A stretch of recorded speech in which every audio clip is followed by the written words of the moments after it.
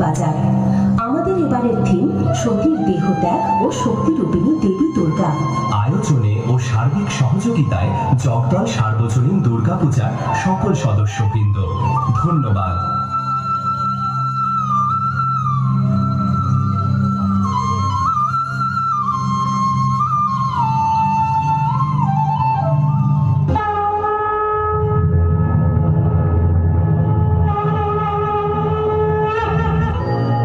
প্রণাম দেবাদিদেব।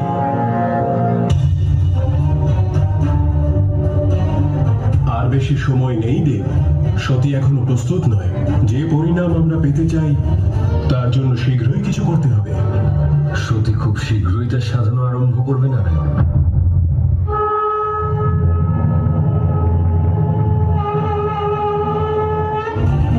যে সমগ্র কৈলাসকে সুখে ভরিয়ে রাখে সেই সতী আজ এত বিষণ্ণ কেন?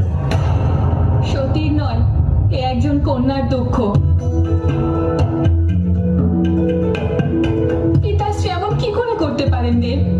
এত বড় যজ্ঞের আয়োজন করেছেন, রাজ্যের সকলকে আমন্ত্রণ জানিয়েছেন, আর নিজের কন্যার কথা একবারও মনে পড়লো না। যে বন্ধন ছিন্ন করেছ তার জন্য এত দুঃখ কেন?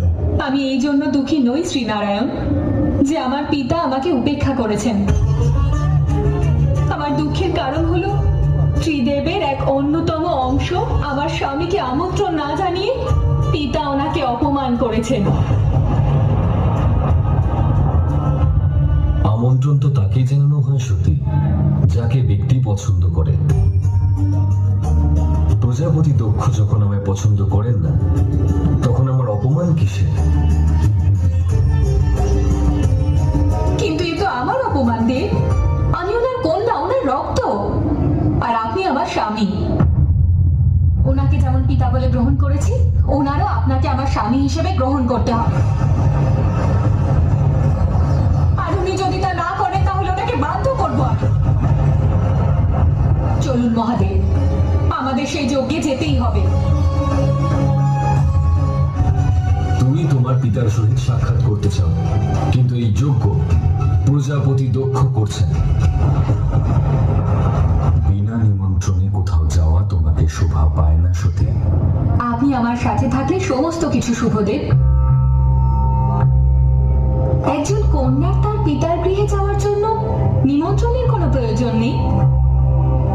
তোমাকে আহ্বান না করা পর্যন্ত তোমার যাওয়া উচিত নয় সতী।